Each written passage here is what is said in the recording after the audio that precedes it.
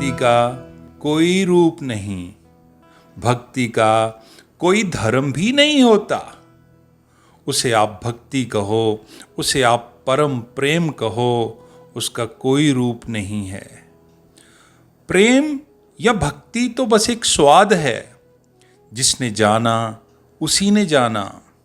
भेद तो बुद्धि से होते हैं, हृदय में कभी भेद नहीं होते।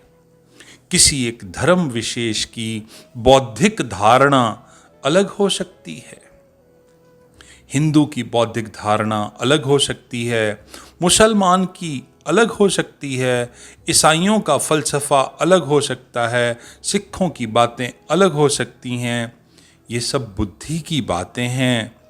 लेकिन जब हिंदू भक्ति से भरता है, जब मुसलमान भक्ति से भरता है, सिख या ईसाई भक्ति से भरता है, तो उन भक्तियों में भेद नहीं है, वो सब एक हैं। भक्ति तो हृदय की बात है, उसका तुम्हारे अंदर से संबंध है, अंतःस्थल से संबंध है, तुम्हारी बुद्धि की बाहरी बातों से नहीं कि तुमने क्या सीखा, उसके संबंध में तो बिल्कुल भी नहीं है। भक्ति का संबंध तुम्हारे स्वभाव से है। भक्ति का अर्थ है परम प्रेम। परम प्रेम को ही साधना है और परम प्रेम को ही पाना है।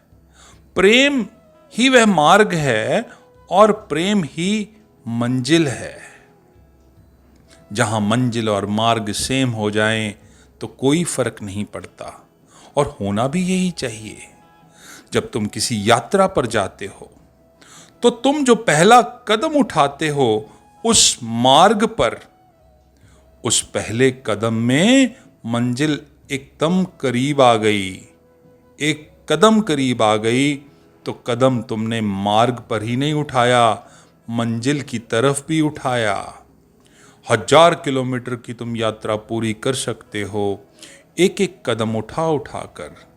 एक एक कदम मंजिल करीब आती जाती है। एक दिन तुम मंजिल पर पहुंच जाते हो, पर उनमें से कौन सा कदम सबसे ज्यादा इंपॉर्टेंट था? आपको लगेगा कि आखिरी कदम, क्योंकि आखिरी कदम ने ही मंजिल पर पहुंचाया। पर याद रखना, ऐसा बिल्कुल नहीं है। जितना आखिरी कदम इंपॉर्टेंट है, उतना ही पहला कदम भी इंपॉर्टेंट है।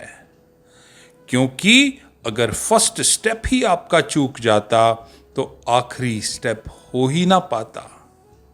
अगर तुम पानी को बॉइलिंग स्टेज पर लाना चाहते हो, 99 डिग्री तक गर्म करते हो और 100 डिग्री पर वो भाप बन जाता है, क्या 100वीं डिग्री उसके भाप बनने का कारण है?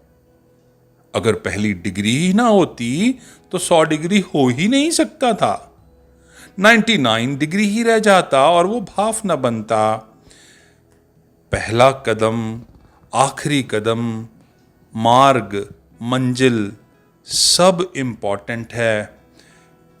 पहला कदम आखिरी कदम भी है, मार्ग मंजिल भी है। मार्ग क्या है भक्ति का? मार्ग है अहोभाव। हम इस संसार में अहोभाव ही नहीं जान पाते, काम वासना में फंसे रहते हैं। काम वासना और अहोभाव का अंतर बहुत इंपॉर्टेंट है। काम वासना वो देखती है जो तुम्हारे पास नहीं है।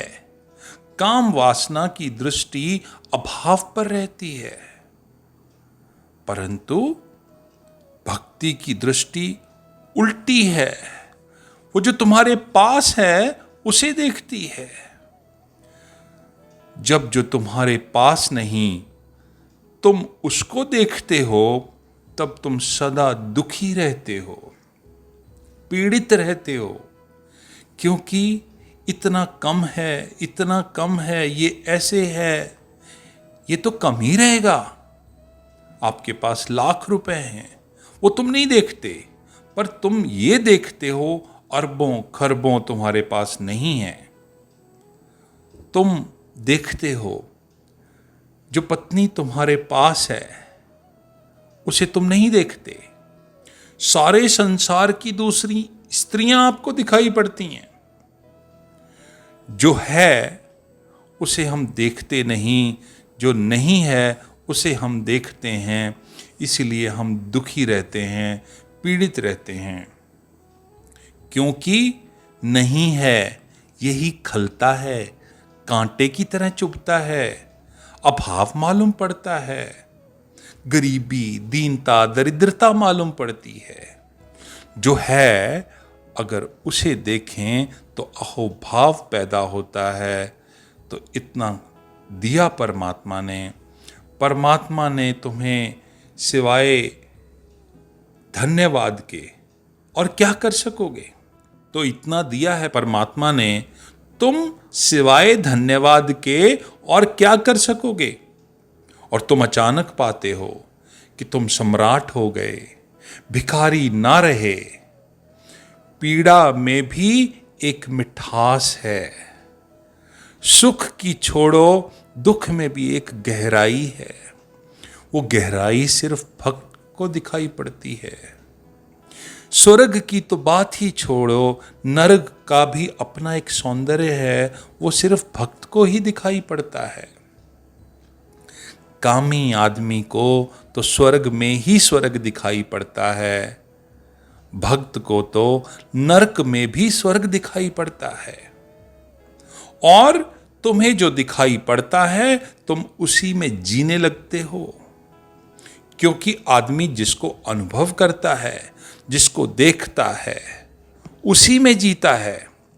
भक्त भाव में जीता है और कामी अभाव में जीता है। अपना अपना जीवन है। आप जिस हाल में खुश हो वही हाल अच्छा है।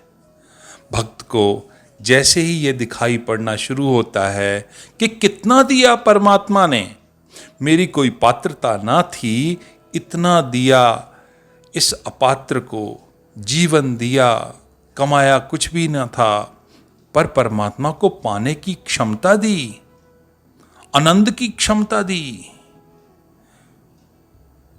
मैं इस बात का धन्यवादी हूं कि मैं सांस ले सकूं, मेरी आंखें सूरज को देख सकें, मेरे हृदय में प्रेम उतर सके, मैं अपने कानों से संगीत सुन सकूं।